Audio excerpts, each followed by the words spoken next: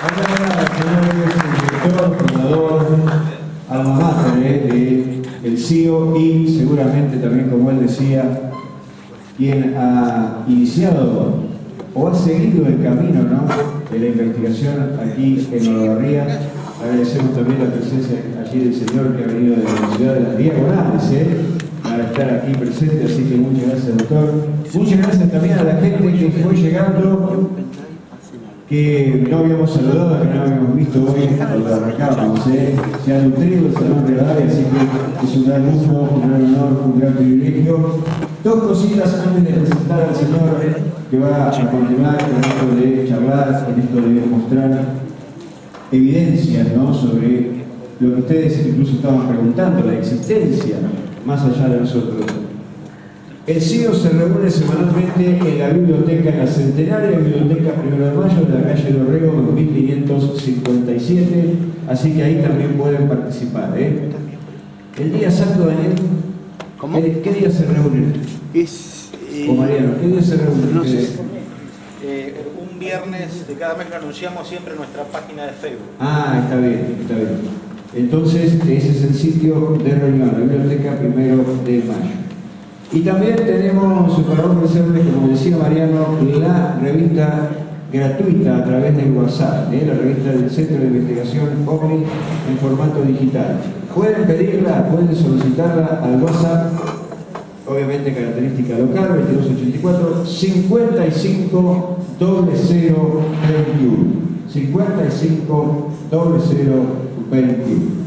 Bien, ahora sí vamos a continuar, amigos, con la charla que va a estar a cargo del investigador Daniel Fernández, que es justamente quien dirige, quien comanda, como decía Lara, el Departamento de Investigación Técnica, ¿no?, del CIO, y además es el editor de la revista digital que justamente les estamos ofreciendo a ustedes, y que además también, tengo entendido, si no me han informado mal, Daniel, estás preparando también un libro, ¿verdad?, sobre un montón de cosas que ha ido recopilando, y seguramente su charla también va a ser de sumo interés, de mucha atención, porque va a contar una experiencia muy cercana, ¿no?, en un lazo familiar, podríamos decir.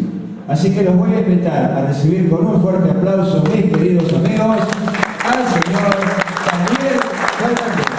Bienvenido. Gracias. ¿Se escucha bien desde el fondo? Perfecto, Daniel. Espectacular. Bien. Todos tenemos preguntas, pero les voy a pedir que mientras yo estoy desarrollando lo que les voy a explicar, no hagan preguntas. De última la guardan para cuando termino. Pero lo que yo les voy a decir es probable que tenga distintos efectos. Algunos descrean, pero... Si usted no me da el pendrive, yo no le voy a dar la charla. No va a dar la charla. Pero yo les aviso porque primero quiero relatarles algo y después recién. La carpeta que se llama Videos Libres. Es uno solo, Videos Libres. Les decía que puede generar incredulidad, están en total derecho, pero lo más probable es que si ustedes prestan atención a todo lo que yo les voy a relatar, no literalmente, les explote la cabeza. Porque hay contestadas en lo que yo les voy a contar un montón de preguntas y de inquietudes generales que tiene la gente, y que yo tengo el privilegio de saberlo, de conocerlo, porque mi padre falleció ya, pero es un hombre que él fue abducido y estuvo, según calculamos, 2 horas a bordo de un objeto volador no identificado. Antes que eso me quiero presentar, porque siempre es bueno presentar las cartas de lo que uno es, para que no piensen que uno es una persona que habla porque habla. Por un lado, me quiero presentar en lo personal. Yo soy pastor. Al margen de ser pastor, soy analista de sistemas. He hecho muchos cursos, por eso también estoy en el área de informática y sinceramente he aprendido mucho, pero lo que más me enseñó en mi vida es haber tenido 2 padres, tanto mi padre como mi madre, que está acá presente, fueron investigadores OVNI de la primera hora. Ahora sí, les comento les relato un poco de la abducción de mi padre. En el año 1953, mi padre era militar. Él vivía en un lugar que se llama Monte Grande, no sé si alguna vez lo sintieron nombrar. Bueno, una parte de Monte Grande llega hasta lo que se llama el cruce de Lomas, y allí vivían mis abuelos. Mis abuelos tenían una quinta de aquella época. Las cosas en esa época no eran como ahora, ahora es todo muy cómodo. En esa época era un poco complicado. Tal es así que mi padre, que no tenía auto, tenía que ir a una ruta para poder ser llevado a prestar servicio con camiones o con autos que lo levantaran porque iba uniformado. Él tenía que cruzar un lugar que es el Monte de Santa Catalina, que todavía existe, además que está muy pequeño. Cerca de ahí está la Universidad de Agronomía. Y él, de tantas veces que iba, ya había hecho un sendero porque era cerrado. Tenía claro, pero era un lugar cerrado. Entonces, lo que pasó fue lo siguiente. Un día, él fue a prestar servicios y a las 3 de la mañana iba cruzando este monte, el Monte de Santa Catalina, y tuvo una extraña sensación. Y tras esa especie de vibración, por decirlo de alguna forma, se iluminó todo. Cuando levantó la vista, vio algo como si fuera un huevo color naranja luminoso, y tuvo una sensación de peligro.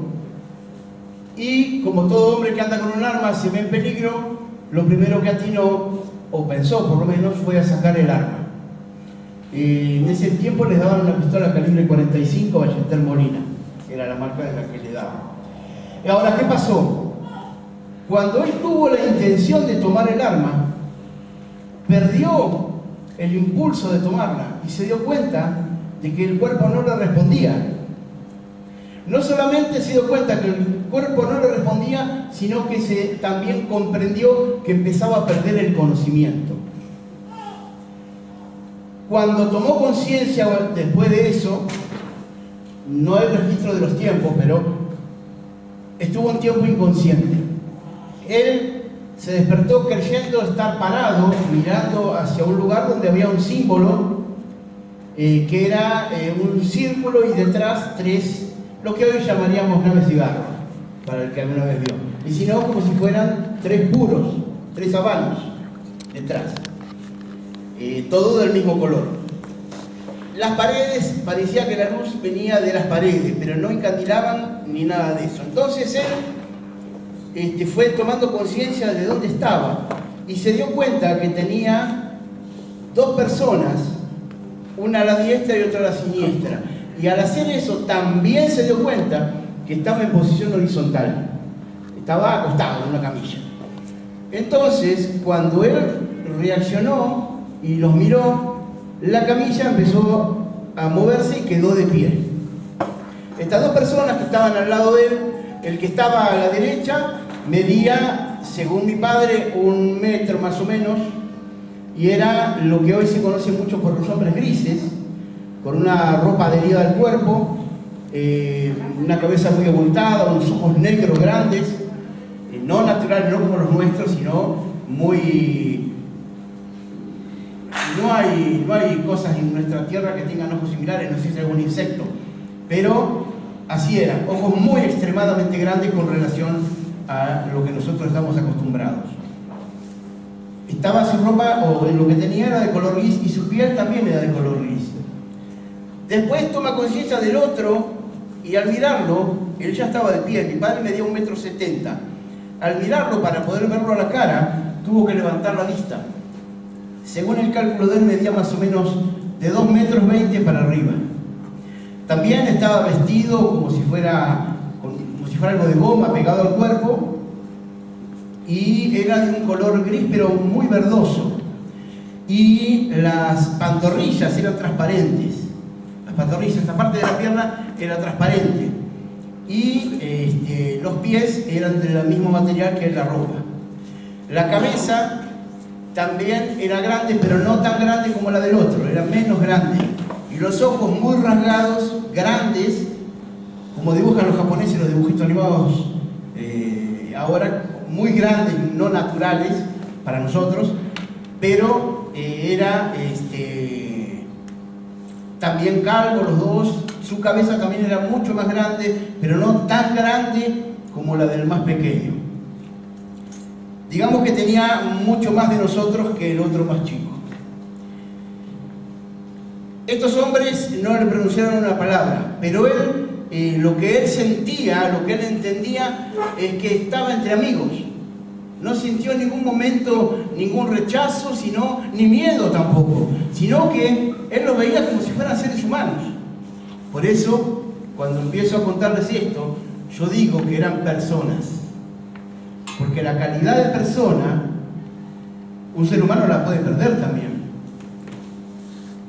Pero estos individuos, al sentir de él, tenían calidad de persona, más allá de la forma o del tamaño.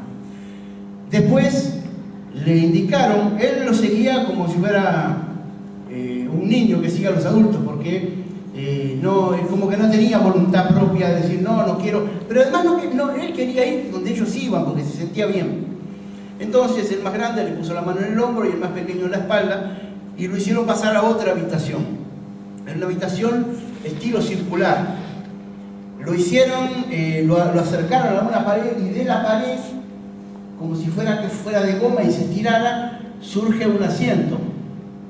Y él se sienta, las paredes eran grises, gris blancuzco, muy luminosas, se ve que la luz venía de las paredes. Bueno, él toma asiento y del otro miembro, el otro individuo, lo que él pudo ver es que se fue, el más pequeño, se fue a la pared enfrente y así como pasó con el sillón donde él sentó, donde le hicieron sentarse, de la misma manera de enfrente apareció un panel que lo único que se destacaba más era una pantalla y tenía 3 asientos que también surgieron de la misma forma, uno alto, que seguramente sería el que usaba el más alto, y 2 más pequeños. Se sentó en el de la derecha el hombre pequeño y bueno, ahí su pensamiento dejó de mirarlo porque el otro le hizo una pregunta que no la escuchó él, pero el pequeño respondió con un idioma similar. Es la forma de decir de mi viejo, es como si fuera una especie de ladrido, pero era verbal. Una especie de ladrido, una forma de hablar, no sé, no me la puedo imaginar, pero distinta de la nuestra. Acto seguido, ya mi padre sentado, el otro hombre se sienta y se pone, por decirlo de alguna forma, a la altura de él, sentados los dos. Y comienza a hablarle a él.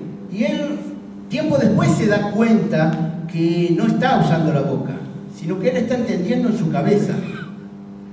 Entonces, este hombre empieza a contarle un montón de cosas. Yo voy a resumir. Por eso estoy con el tema del libro, porque ahí escribo todo, llevaría mucho tiempo. Pero sí le voy a dar los puntos principales.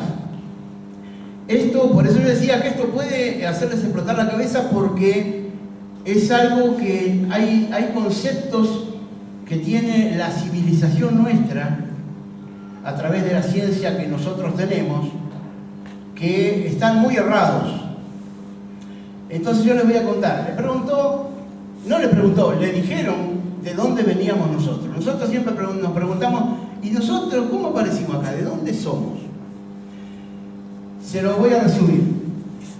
Se identificó como un ex habitante del planeta Marte, de lo que hoy conocemos por el cuarto planeta. El planeta Marte, ellos vivían ahí, y entonces lo que le relata es que dice, ustedes son hombres violentos por nosotros. Le dan mucho lugar a la violencia. Pero nosotros éramos iguales. Y llegamos al límite de la violencia y fuimos peores que ustedes. En aquellos tiempos, lo que ustedes conocen por el cinturón de asteroides era un planeta. Ese planeta estaba entre Marte y Júpiter. Pero estábamos en guerra, 700 años duró la guerra. Y llegó un momento en que nuestro pueblo se enteró que el otro pueblo tenía un arma que podía destruir Marte. Entonces se abocaron a destruir otra arma que era una bomba, y destrozaron el otro planeta. Los prisioneros, porque muchos escaparon al espacio porque tenían tecnología, escaparon al espacio, pero otros fueron capturados. Los que fueron capturados, como Marte había quedado destruido por la misma guerra, por la explosión propia del otro planeta, entonces estaban inutilizados por fuera y tenían que adaptarse a una nueva forma de vida. Entre tanto, yo creo que ustedes cuando lleguen las noticias se van a dar cuenta, cuando de tanto investigar salga a la luz. Debajo de los polos marcianos hay ciudades, pero están deshabitadas, no sé si hay otro que las haya ocupado. Pero ellos estuvieron viviendo durante 700 años bajo los polos, porque no había otro lugar que pudieran ocupar, y la superficie estaba inutilizable. Para poder vivir en la superficie, utilizaron los prisioneros y algunos voluntarios para hacer experimentos genéticos, tratando de lograr acomodar su raza o generar una forma de raza que sobreviviera en la superficie marciana. Lo que pasó al explotar ese planeta fue que evidentemente llamó mucho la atención de otros mucho más antiguos y seguramente mucho más tecnológicos y más conscientes, y mientras unos huían, ellos venían y seguramente también se han encontrado por el camino y les han contado lo que pasó. Entonces cuando vinieron se hicieron presentes y conminaron a los habitantes del planeta Marte, los conminaron a irse, los echaron. Pero antes de irse, tenían que hacer con esos prisioneros que ellos tenían que darles un lugar donde vivir. Y les cedieron la tierra. Esta especie de federación, ¿alguien hablaba de una federación? Sí, señor.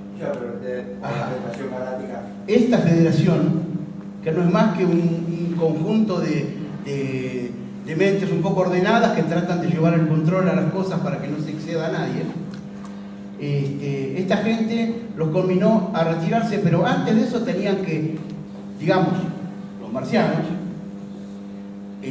adaptar las condiciones de la Tierra para que esos sobrevivientes de los experimentos pudieran vivir acá en la Tierra. Así se hizo y todos esos sobrevivientes vinieron a vivir a la Tierra en distintas partes, adaptándose a cómo estaban afectados. Por eso es que tenemos razas negras, tenemos distintos tipos de razas hay. Es más, hay razas que nosotros no las conocemos personalmente, que viven bajo tierra, y otras viven en el agua porque no pueden vivir en la superficie, viven en los mares o en los océanos. Más allá de las naves extraterrestres que hay abajo del agua, eso es otra historia. Entonces, ese fue el conocimiento de lo que pasó. Ellos se tuvieron que ir y tuvieron que dejar el planeta como estaba. Y acá la Tierra se llenó de vida inteligente.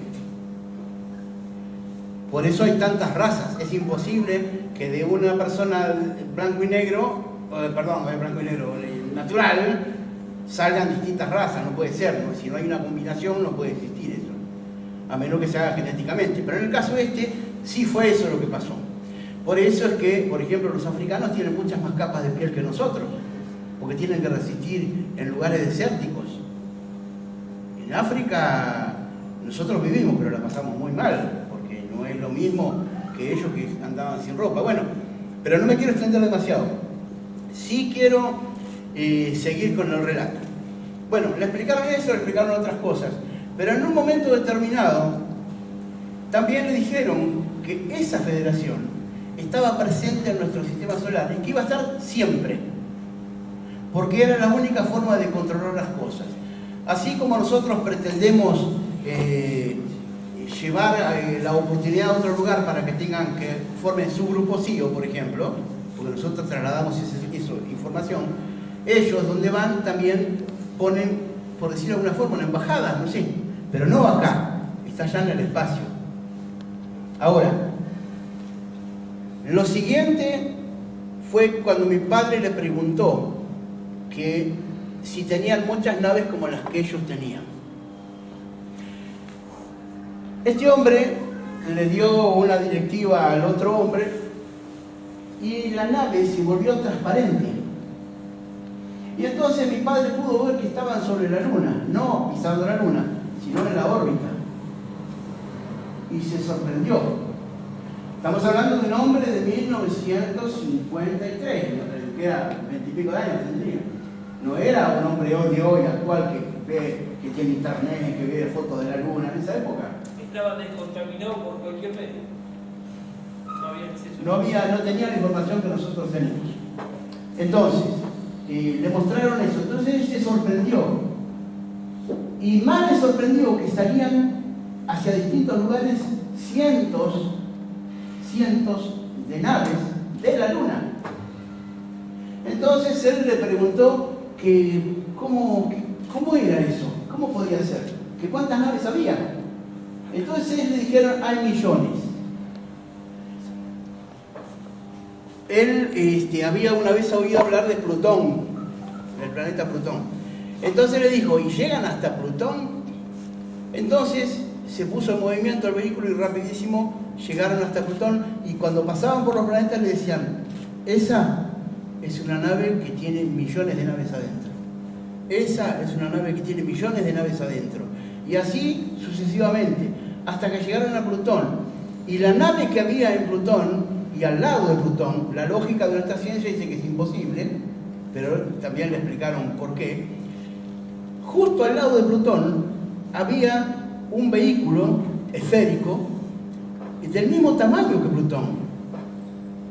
Entonces dijeron, bueno, esa gente nunca ha pisado un planeta. Siempre por generaciones nacen, viven, se desarrollan y mueren adentro de esa nave. Y llevan siglos y siglos.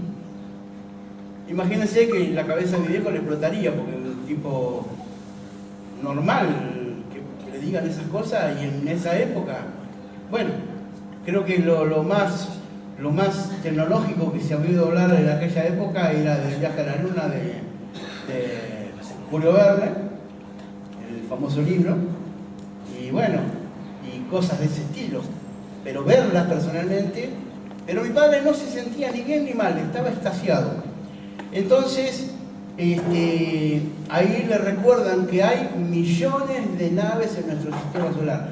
Dice, no las ven, pero están. Ustedes no nos ven, pero están.